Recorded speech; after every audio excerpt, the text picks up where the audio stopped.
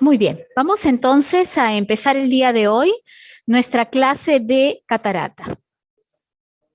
Antes de empezar nuestra clase de catarata, algo que es sumamente importante es que tenemos que recordar que la catarata es justamente la principal causa de ceguera en el mundo, pero hablamos de ceguera reversible, porque ya como ustedes han visto en las clases anteriores, el glaucoma constituye la primera causa de ceguera irreversible en el mundo. Entonces, como su nombre lo dice, como es reversible, significa que este problema, que definitivamente es un problema degenerativo que tiene que ver con la edad y el proceso normal de envejecimiento, una vez que nosotros realizamos la cirugía, extraemos al cristalino pacificado y reemplazamos por un lente intraocular, el paciente va a tener nuevamente la capacidad de poder ver. Entonces vamos a hacer primero un pequeño estudio para que ustedes puedan recordar justamente qué es el cristalino, que normalmente desde que nacemos es totalmente transparente y flexible.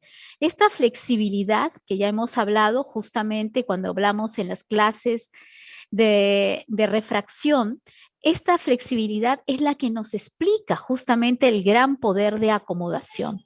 Gracias a este poder de acomodación es que podemos ver de cerca y podemos ver de lejos.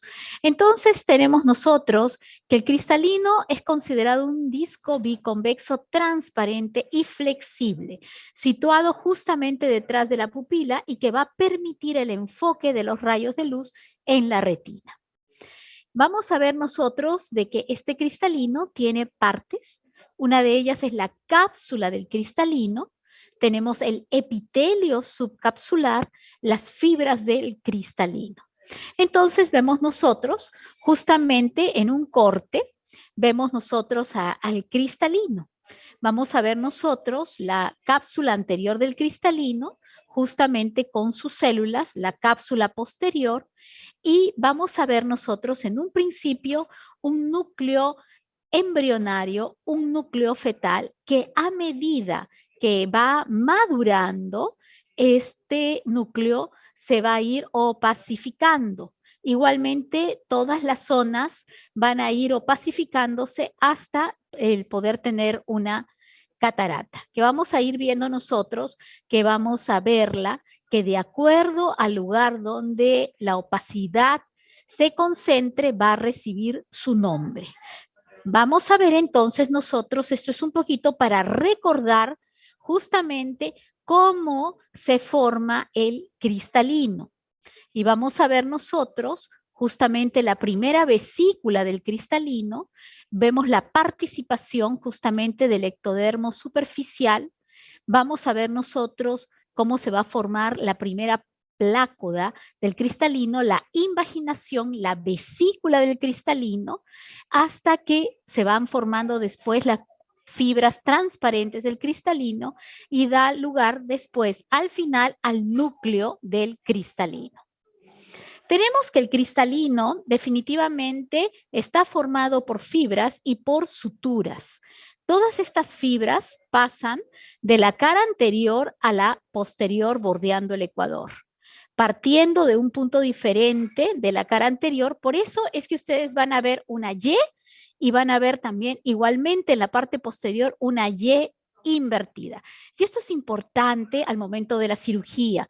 ¿Por qué? Porque en la cirugía, cuando nosotros producimos la fragmentación del cristalino, utilizamos justamente estas suturas que nos van a permitir el poder fragmentarlo y después emulsificarlo, que significa, bueno, ustedes lo han visto en la práctica, o los que todavía no han tenido práctica han visto en los videos, que a través del ultrasonido nos vamos realmente desintegrando y vamos comiendo todo el cristalino totalmente. Esta es la composición del cristalino. Esto es sumamente importante también. ¿Por qué? Porque vamos a ver que hay un gran porcentaje en agua, en proteínas, en sodio, en clorio, en potasio, en calcio, en glucosa. Y me quiero parar un ratito para hablar acerca de la glucosa. ¿Por qué? Porque sabemos nosotros, y ustedes ya lo han visto, de que los cambios de osmolaridad van a repercutir también en la transparencia del cristalino. Es así que ustedes saben que aquellos pacientes que tienen diabetes van a desarrollar catarata más tempranamente que cualquier otro paciente. Y es justamente debido a estos cambios de osmolaridad que van a alterar la transparencia del cristalino. Entonces, eso es muy importante para que ustedes puedan recordarlo. Entonces, como les había comentado, el cristalino tiene una función muy importante y es que va a permitir tres cosas. La primera, que es la de lograr un enfoque preciso. La segunda, que es el gran fenómeno de acomodación, que ustedes saben que este fenómeno de acomodación se pierde a partir de los 40 años y da lugar a lo que conocemos como la presbicia. E igualmente, el cristalino permite la visión cercana por la contracción del músculo ciliar y relajación de la zónula. ¿Para qué? Para que el cristalino tenga la capacidad, como ustedes ven acá en este cuadrito, de abombarse como si fuera un gran lente para ver de cerca o elongarse para poder ver de lejos. Entonces, ustedes saben de que esa capacidad se va perdiendo a partir de los 40 años y por eso es que da lugar a la presbicia y tenemos por eso que usar lentes para poder ver de cerca. Entonces, este es el mecanismo de la acomodación, que es solamente para que ustedes lo puedan recordar, ¿no? Vemos al cristalino que está unido al músculo ciliar y los ligamentos de la zónula ciliar, ¿no? Ustedes van a ver cómo gracias a estos ligamentos y gracias a la zónula y al músculo es que se va a dar lugar justamente. Entonces, ¿qué es lo que sucede? Ustedes acá justamente que el músculo ciliar está relajado. Se relaja e inmediatamente el cristalino se aplana, ¿no? Y los ligamentos están prácticamente tirados y apretados. Este es el mecanismo para la visión lejana. Sin embargo, para la visión de cerca, el músculo ciliar ya no está relajado, sino que está contraído. ¿Para qué? Al momento de contraerse, los ligamentos se van a aflojar para que vean qué maravillosa es la naturaleza. Es una perfección increíble, ¿no? Realmente qué mejor ingeniería, qué mejor diseño el del cuerpo humano. ¿Y para qué? Para que cuando estos ligamentos se aflojan, el cristalino va a tener la capacidad de poder abombarse. Al momento que aumenta su diámetro antero-posterior, vamos a poder ver de cerca. Entonces, solamente para recordarles algo, por eso es que nosotros cuando realizamos cirugías, una de las cosas que nosotros siempre vamos a hacer es que al paciente, justamente nosotros vamos a pedirle que no haga ninguna acción de ver de cerca. Le podemos decir después de una cirugía que puede ver de lejos, puede ver un poquito de televisión, pero nada de visión justamente cercana. ¿Por qué? Porque la visión cercana justamente va a hacer que el músculo ciliar se contraiga y estas fuerzas van a ir por detrás de la retina y van a producir justamente alteraciones que pueden producir o conllevar a una mayor inflamación. Entonces, es por eso importante que una de las cosas después de un paciente que es operado, siempre le decimos que puede ver un poquito de televisión o puede hacer su visión lejana, pero no la visión de cerca, porque la visión de cerca es una visión activa, acuérdense de eso, requiere justamente la contracción del músculo ciliar. Entonces tenemos nosotros, una vez que ya hemos entendido, vemos nosotros acá al cristalino, vemos acá la pupila, vemos la cámara anterior, que ya ustedes la conocen, que es este espacio por donde circula el humor acuoso, ¿no? Ven ustedes justamente el iris, ven el complejo sonular, ven el cuerpo ciliar. Entonces, todo esto perfectamente diseñado en una forma armónica va a permitir que nosotros podamos enfocar.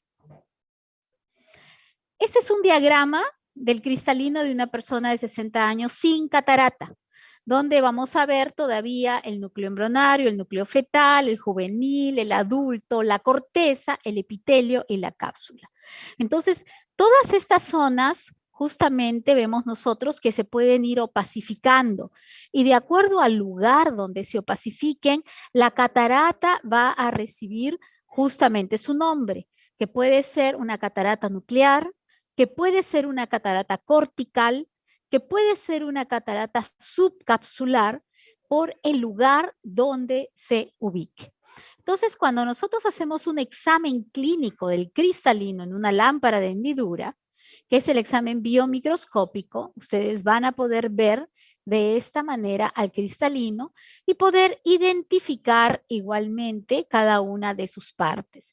Pero nosotros lo que vamos a ver generalmente en la lámpara de hendidura, vamos a poder objetivar la cápsula anterior, vamos a poder objetivar la corteza y vamos a poder objetivar el núcleo, que ya por la edad, generalmente después de los 60 años, va a adquirir un color amarillo parduzco porque corresponde a la opacificación o esclerosis progresiva del cristalino.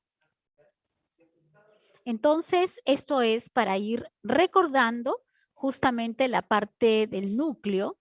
Esta es las fibras sonulares que habíamos hablado, que tiene que ver justamente, ¿no?, con la acomodación y también justamente las podemos a veces ocasionalmente visualizar cuando el paciente lo tenemos en midriasis máxima para poder operarlo. Igualmente el epitelio, que acá le ponen que no es visible, pero sí podemos, en algunas ocasiones puede realmente verse con la lámpara de hendidura. Igualmente el ligamento hialoideo, ese sí no es visible. Y vemos nosotros de que entonces cuando hablamos de catarata, tenemos que ver cuáles son las causas. La principal causa, como ya hemos conversado, es la edad. Es el envejecimiento. Lo más común, la edad avanzada, el cristalino, como les había dicho, va perdiendo su transparencia, se va esclerosando y puede llegar a convertirse en una lente sumamente opaca. Entonces, la catarata afectará más a la visión y será más avanzada en función de su localización en el cristalino y de la pérdida de transparencia que produzca. Entonces, si nosotros tenemos una opacidad mayor en la parte central o la parte del núcleo, el paciente tendrá definitivamente más molestias en su visión, ¿no?, que de repente en una catarata cortical. Pero también sabemos nosotros que hay algunos factores que van a afectar también la transparencia del cristalino. Tenemos de tal manera, por ejemplo, algunas enfermedades, como las que ya les comenté, la diabetes, ¿no? La enfermedad de la diabetes que produce muchas veces cataratas tempranas y enfermedades reumatológicas que tienen que ver mucho justamente con el uso de los corticoides. Igualmente, los traumatismos, los malos hábitos, los esteroides, que ya les había comentado, y la alimentación. Entonces, todos estos factores van a influir definitivamente para que un paciente pueda desarrollar catarata. Entonces, habíamos hablado, y ese es un cuadrito, solamente para que ustedes lo tengan presente, que de acuerdo a el lugar donde se ubique la opacidad, podemos hablar de cataratas nucleares, capsulares, subcapsulares, corticales, pero también, de acuerdo al desarrollo, podemos hablar de cataratas inmaduras, cataratas maduras, hipermaduras, que es una catarata totalmente blanca, o una catarata morganiana, que es una catarata de color marrón, casi negruzco, que es sumamente dura como una piedra, que en algunos pacientes también igualmente se puede dar.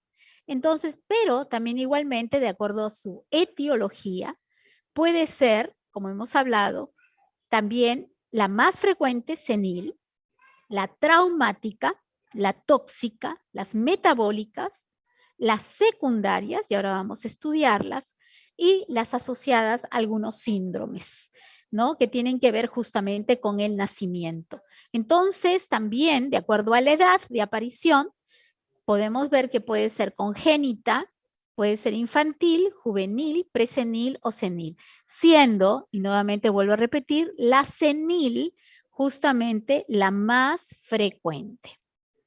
Entonces, esto es para que ustedes puedan ver cómo es y cómo visualizamos nosotros una catarata nuclear. Por ejemplo, acá como les decía, uno puede ver esta primera línea que es la cápsula, podemos ver la corteza, podemos ver esta zona central que ya es el núcleo amarilla, que nos está hablando justamente que estamos frente a una catarata con asiento de opacidad nuclear. Como bien dice, es la más frecuente de la población general y se localiza en la porción central del cristalino. Y por lo tanto, el paciente va a tener una disminución de su agudeza visual y esta recibe el nombre de catarata senil.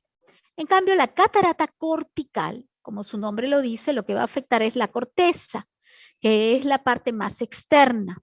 Entonces, vemos nosotros que se va a extender gradualmente. ¿Desde dónde? Desde la periferia hacia el centro. Esto es muy típico en pacientes que tienen diabetes y pueden desarrollar también este tipo de catarata. En cambio, tenemos otra que es la subcapsular, que ustedes van a ver como si vieran un vidrio pavonado, y esta progresa más rápidamente y se localiza en la parte posterior del cristalino, y el paciente que la posee se queja con mucha frecuencia de deslumbramiento y gran borrosidad. Entonces, nuevamente para recapitular y recordar, catarata nuclear, catarata cortical, nuevamente catarata nuclear y catarata cortical. No vamos a olvidarlo, ¿no? Entonces, vemos justamente el asiento de las opacidades. Pero también, igualmente, como les había comentado, la catarata puede ser desde madura, inmadura e hipermadura. Por ejemplo, la hipermadura, que prácticamente ustedes van a ver al paciente, cuando lo ven incluso de lejos, van a ver que la pupila está blanca. Eso se llama leucocoria.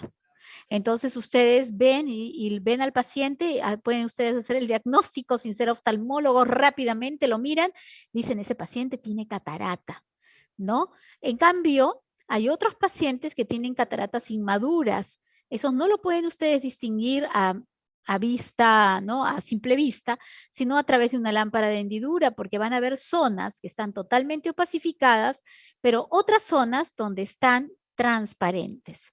O una catarata madura, donde ustedes van a ver que toda la sustancia del cristalino está opaca y muchas veces de color amarillento. Entonces, la que adquiere un color blanquecino es la hipermadura. Tenemos entonces, justamente, nuevamente, para que ustedes puedan ver, una catarata madura, una catarata hipermadura, y estos pacientes con hipermadura generalmente solamente van a percibir la luz. La agudeza visual se encuentra muy afectada. E igualmente, acá en este caso no hay reflejo rojo, porque el paciente tiene una leucocoria. Entonces la luz no va a pasar, ustedes ya saben que el reflejo rojo no es más que el índice que les está hablando, que la luz está siendo reflejada y ustedes están obteniendo el reflejo naranja que les da justamente la coroides, ¿no? A través de la retina. Pero si no hay pase justamente de luz, entonces ustedes no van a tener un reflejo rojo, ¿no? Por eso es que en los bebés recién nacidos es muy importante el hacer esta práctica, que es de buscar el reflejo rojo. ¿Por qué? Porque tenemos que hacer detecciones tempranas de cataratas congénitas. porque estos pacientes tienen que ser operados rápidamente, porque ya ustedes saben, han aprendido también en refracción, que si estos pacientes no son operados rápidamente, van a quedarse cieguitos, porque no van a cumplir ni van a tener la estimulación de la luz adecuada para que el paciente pueda aprender a ver y se formen las conexiones justamente del ojo con el sistema nervioso. Entonces, dentro de las cataratas congénitas, lo que es interesante e importante, como les comentaba, era de que tenemos que evaluar bien a estos pacientitos cuando nacen y ver el reflejo rojo, ver si este está presente o no está presente.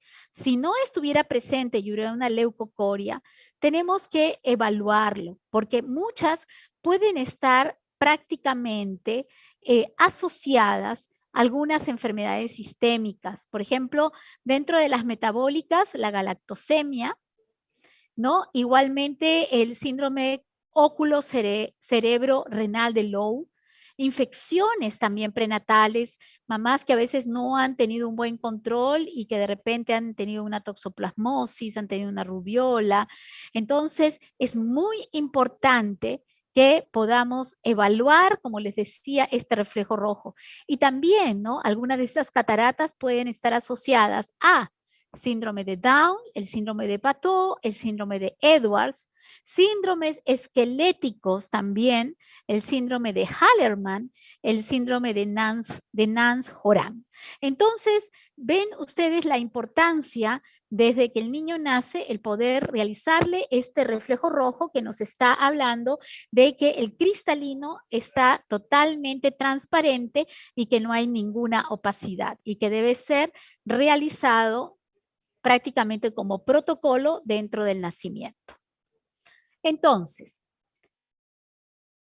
esto es lo que vamos a ver nosotros, ¿no? Prácticamente, miren, estos son niños con catarata y básicamente estos niños tenemos que solucionarlo porque si no lo solucionamos vamos a tener problemas de deficiencia visual y estos niños en algunos casos pueden quedar ciegos o pueden quedar con ambliopías severas.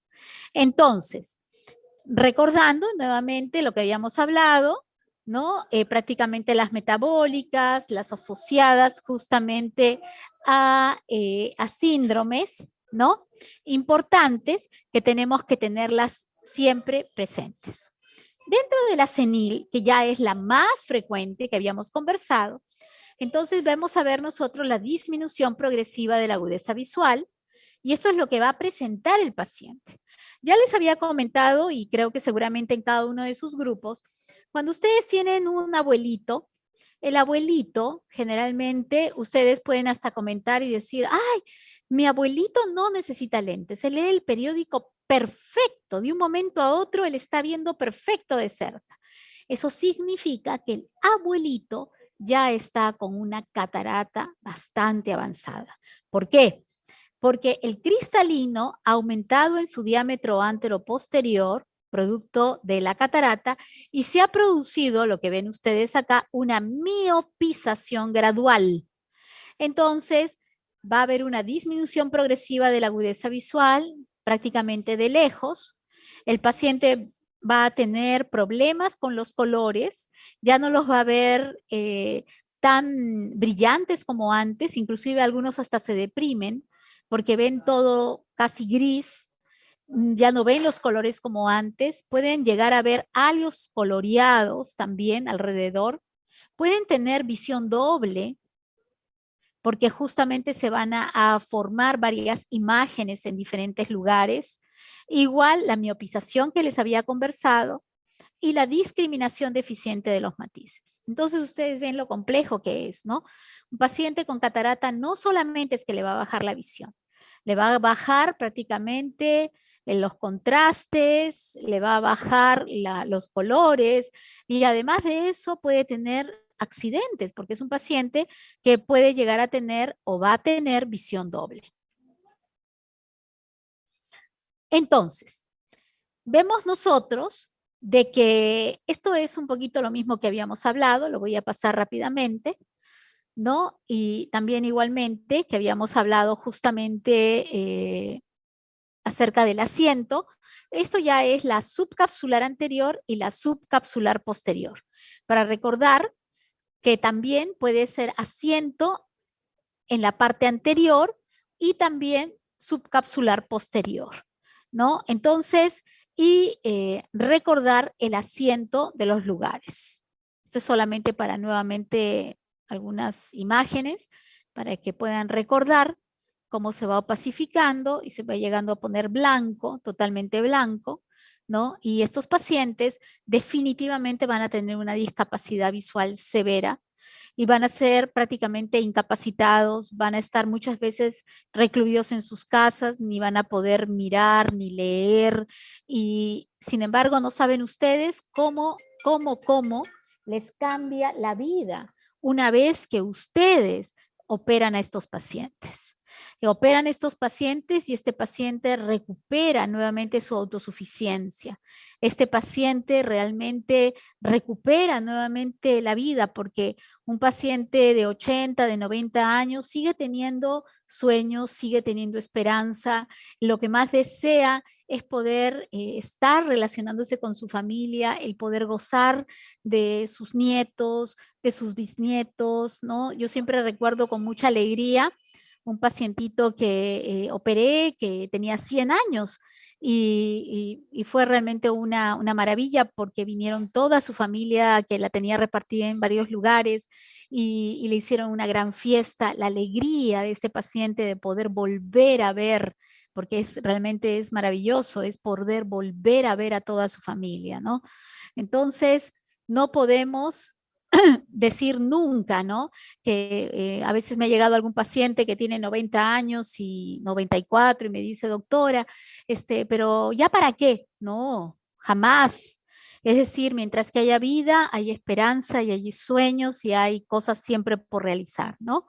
Entonces, esta es la que habíamos hablado nosotros de las cataratas metabólicas también, que son las que aparecen en el curso de una enfermedad metabólica. Y la más frecuente, como habíamos conversado, de las diabetes. Se pueden distinguir dos tipos, la senil que aparece antes y evoluciona de forma más rápida. Estos pacientes, la catarata diabética verdadera es más propia realmente de los jóvenes, ¿no? Y vamos a ver nosotros que la diabética es importante recordar que muchas de las opacidades son subcapsulares anteriores y posteriores y también corticales, como las habíamos visto. Estos pacientes van a tener muchas veces una configuración en copos de nieve, porque hay una sobrehidratación osmótica. Acuérdense, hay cambios constantes de la osmolaridad y eso es lo que van a producir. También tenemos la tetánica, que es por la hipercalcemia secundario y justamente estos pacientes hay que ver, ¿no? Que tengan un control metabólico adecuado, ¿no? Igualmente la galactosémica, que son opacidades en los primeros años de vida por la imposibilidad innata de transformar, ustedes saben, la galactosa en glucosa y también igualmente se presenta en los primeros años.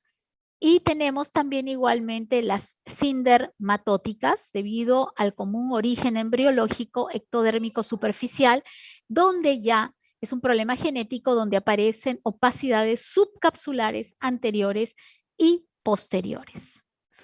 Entonces, hemos visto, eso es solamente ya para repetir, cómo esta hiperglicemia, lo que habíamos hablado nosotros, da lugar a la miopía. Hay estos copos de nieve por la sobrehidratación, ¿no? Osmótica y la importancia de estos cambios justamente que van a dar lugar a cataratas tempranas justamente en los pacientes diabéticos. Igualmente tenemos otras cataratas que también son importantes de recordar, que son las asociadas a corticoides. Estas son muy frecuentes también. Frecuentes sobre todo en pacientes que tienen que usar corticoide durante toda su vida. ¿Quiénes son los que usan corticoide durante toda su vida? los pacientes trasplantados, por ejemplo, ¿no? Paciente que es un paciente trasplantado tiene que usar el inmunosupresor durante toda su vida y muchas veces usan el corticoide durante toda su vida. Igualmente pacientes reumatológicos, pacientes con escleritis, ¿no? Con uveitis, justamente de origen reumatológico, tienen que estar usando muchas veces corticoide durante toda su vida. Antes, ahora ya no es tan frecuente porque antes el miótico se usaba mucho como tratamiento continuo y prolongado en los pacientes con glaucoma, hoy ya no.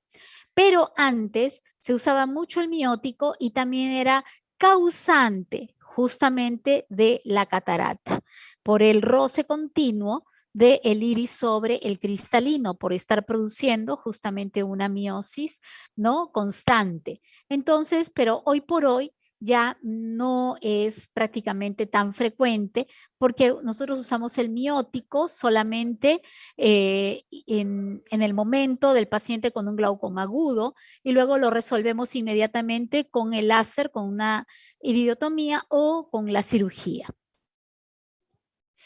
Igualmente tenemos algunas cataratas secundarias que ya la hemos conversado, que pueden ser secundarias a otras enfermedades y generalmente enfermedades como colagenopatías, ¿no? Las uveitis anteriores crónicas, causa más frecuente de catarata secundaria. Si la inflamación persiste, aparecen opacidades subcapsulares anteriores y posteriores y la opacificación del cristalino parece progresar más rápidamente si existen sinequias posteriores. ¿Qué es una sinequia?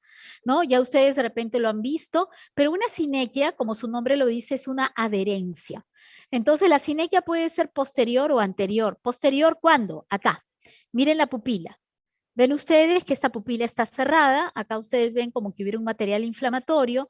Lo que pasa es que este iris está pegado al cristalino. Entonces acá, cuando vemos nosotros esto se llama sinequia posterior. Cuando nosotros vemos que el iris se pega a la córnea, estamos hablando de sinequia anterior. Entonces, ven ustedes que cuando hay procesos inflamatorios, se pueden formar estas sinequias, que se dan justamente en procesos inflamatorios como las uveitis. Opacidades subcapsulares posteriores en uveitis anterior crónica que también va por este proceso inflamatorio de gran celularidad en el humor acuoso, gran inflamación, también va a producir alteración del cristalino y va a perder su transparencia. Entonces son típicas las cataratas subcapsulares posteriores en pacientes con uveitis. Y bueno, esto es muy simple, ¿no? Frente a un trauma, inmediatamente el cristalino pierde su transparencia, pierde su integridad, ¿no? Y inmediatamente se va a opacificar. Pero también hay diferentes tipos de agresión. Igualmente el calor intenso puede producir catarata, el frío intenso también, las radiaciones, las heridas perforantes, los cuerpos extraños, y son con mayor frecuencia causantes de cataratas traumáticas, los cuerpos extraños. ¿No? Como cuando ustedes vieron la clase de cuerpo extraño, ¿se acuerdan ese cuerpo extraño metálico que había producido una catarata y que pudo ser extraído? Entonces, nuevamente recordar, ¿no? Que estas cataratas pueden ser por traumas oculares cerrados o también por traumas oculares penetrantes, ¿no? Miren, este cristalino prácticamente se ha desplazado, ¿no?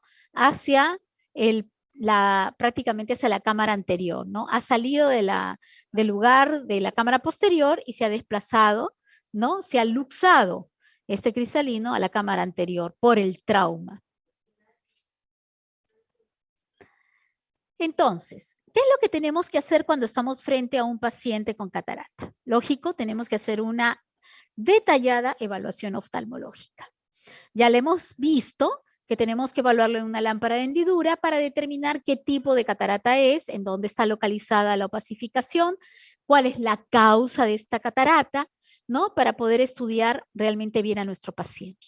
Luego hay que hacer algunos exámenes, que son exámenes prequirúrgicos de catarata, porque como siempre digo, no podemos tirarnos a la piscina sin saber qué es lo que está pasando. Entonces, algunos exámenes, por ejemplo, de laboratorio, que son importantes para poder saber la causa, porque de repente está asociado, como habíamos comentado, paciente con diabetes, un paciente con una colágenopatía, un paciente con un problema infeccioso o hematológico, ¿no? Entonces tenemos que buscar cuál es el origen y ver justamente hacerle el riesgo. Entonces, para poder entrar a una cirugía, una de las cosas más importantes es que tenemos que hacer el examen en la lámpara de hendidura. Tenemos que tener una midriasis máxima para poder operar, porque si no, tenemos que provocarla. ¿A qué me refiero? Ustedes vieron la figura anterior donde había sinequias. Significa que el iris estaba totalmente pegado. Entonces, eso tenemos que hacerlo mecánicamente para que podamos dilatar la pupila y podamos operarlo. Igualmente, la ecobiometría, que es una medida personalizada del lente intraocular. Cada uno de ustedes tiene una medida especial y personalizada, que va a ser dependiente de la longitud axial de su ojito, de la topografía corneal. Entonces son varios espacios y compartimientos que tienen que ver para que ustedes puedan tener justamente una medida real. Luego, la microscopía especular, ya ustedes han visto en las clases, la microscopía es básicamente el conteo de las células endoteliales de la córnea. Ustedes van a poder visualizarlas, van a poder mirarlas, contarlas. Ustedes saben que las células endoteliales de la córnea es una monocapa y tiene la capacidad de no regenerarse. Entonces, nacemos con una cantidad y eso es lo que asegura la transparencia corneal. Otro examen que es el gol estándar cuando hay opacidad de medios es la ecografía. ¿Por qué? Porque ustedes pueden tener un paciente con una catarata muy, pero muy densa y ustedes entran a operar y luego de la cirugía el paciente no ve absolutamente nada. Entonces ustedes dicen, ¿qué pasó? Y ustedes cuando después de operarlo se dan cuenta y le hacen una ecografía y este paciente había tenido un desprendimiento de retina o tenía un problema en la mácula o tenía un problema de repente de atrofia del nervio óptico. Y el paciente con justa razón les va a decir, doctora, ¿usted no lo supo?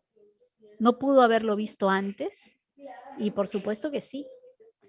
Si ustedes lo hubieran hecho justamente la ecografía. Entonces, en un paciente con una catarata madura, hipermadura, que no les permita hacer un fondo de ojo adecuado, tienen que hacer sí o sí la ecografía, porque ustedes tienen que establecer un pronóstico visual. Ustedes tienen que decirle al paciente, su nervio óptico está bien, su mácula está bien, su retina está bien. Por lo tanto, nosotros esperamos que después de la cirugía usted pueda ver adecuadamente. Entonces, igualmente tienen que realizar la topografía, que es básicamente un examen donde ustedes van a poder visualizar y medir la córnea. Van a poder hacer prácticamente una evaluación de toda la arquitectura de la córnea. Esto es solamente, nuevamente, para recordar lo que nosotros trabajamos, de lo que vemos nosotros, ¿no? Cuando vamos a hacer una cirugía de catarata.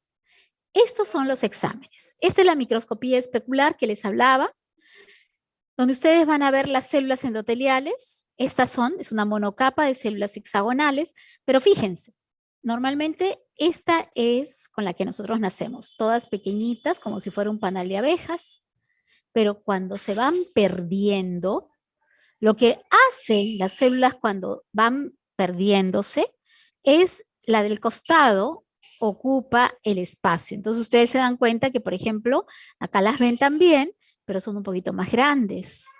Y acá las ven mucho más grandes. Entonces, la idea es que nosotros nacemos aproximadamente con 4.000 a 4.500 células endoteliales, se van perdiendo a medida que va pasando la edad, pero lo importante es que para poder asegurar una transparencia corneal, debe ser, la transparencia corneal normalmente se debe dar por encima de 1000. Entonces, es importante hacer este examen. Esta es esta es la paquimetría, donde medimos los grosores justamente corneales. Vemos el grosor de la córnea, que también es muy importante cuando hacemos diagnóstico de glaucoma. Entonces acá medimos el espesor de la córnea, es usado para evaluar el edema corneal, disfunción endotelial.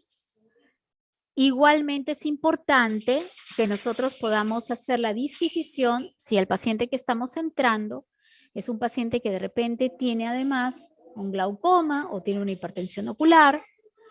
Y también la paquimetría nos permite ver o determinar qué pacientes son candidatos para una cirugía refractiva. Porque sabemos que se tiene que tener un espesor adecuado para poder entrar a una cirugía refractiva. Córneas muy delgadas no se pueden operar.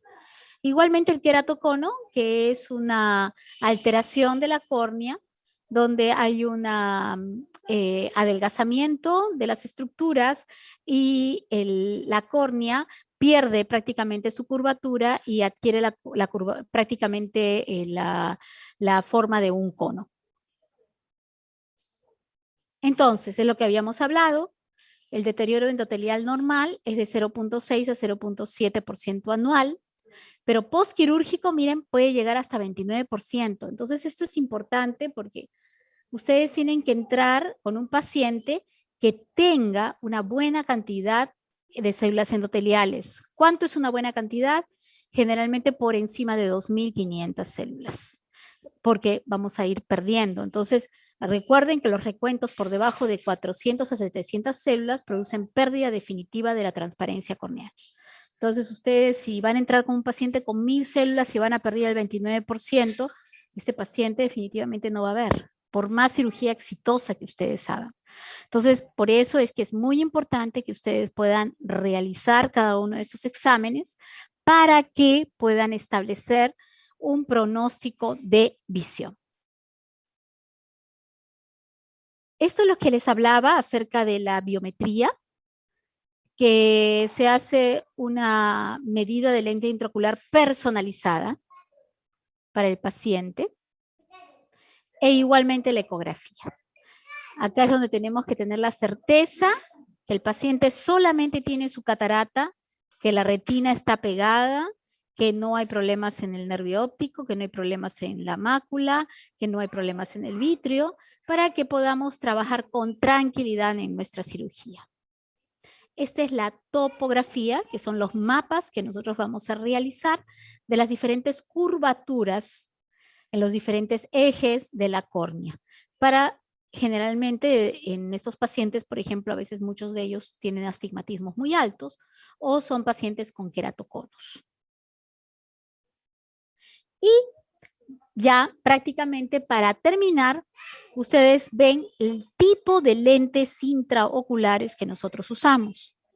Nosotros vamos a usar una gran cantidad de lentes intraoculares, desde lentes monofocales para poder ver de lejos, lentes multifocales para que ustedes puedan ver de lejos, de cerca, mediana distancia, lentes tóricos que se usan especialmente para pacientes que tienen astigmatismo, ¿no? Igualmente tenemos lentes también igualmente especiales para pacientes con problemas maculares o lentes tipo telescópicos, entonces que van a poder ser incorporados, ¿no? Este es un lente fáquico, que van a poder ser incorporados justamente y reemplazados por el cristalino que nosotros estamos extrayendo a través de la técnica de facoemulsificación. Esto es, miren, para que vean ustedes el cristalino, cómo se llega a opacificar y en muchos casos se puede llegar a formar casi diríamos nosotros como una piedrita, ¿no? Que miren lo negruzco como en las cataratas de tipo morganiana, ¿no? Entonces, esto es un poco lo que yo quería compartir con ustedes el día de hoy y espero que haya podido ser claro y sobre todo que cada uno de ustedes en sus prácticas van a tener la oportunidad de ver también igualmente, en la práctica está incluido 2 videos en el cual ustedes van a poder visualizar la técnica de facomulsificación y la técnica que antes se hacía, pero que todavía se hace, ¿no? Que es la técnica extracapsular.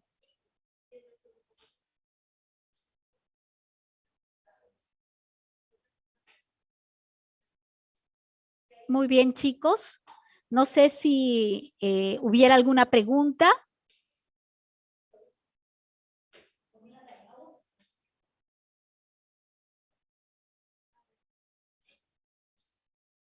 En todo caso, ¿sí me están escuchando? Sí, doctora. Ya, perfecto. En todo caso, los invito para que en su práctica puedan volver a verlo, van a revisarlo y que puedan igualmente, si tienen alguna pregunta o algo, puedan ir desarrollándolo en su práctica. En todo caso, agradecerles por la oportunidad de haber compartido esta clase y ya estamos entonces despidiéndonos. Muchas Gracias, doctora. gracias. Muchas gracias a todos. Buenas Gracias, noches, doctor. doctora. Buenas noches a todos. Buenas noches, doctor. Muchas gracias. Encantado, doctora. Buenas noches. Buenas noches. Muchas gracias a todos. Gracias. Buenas noches.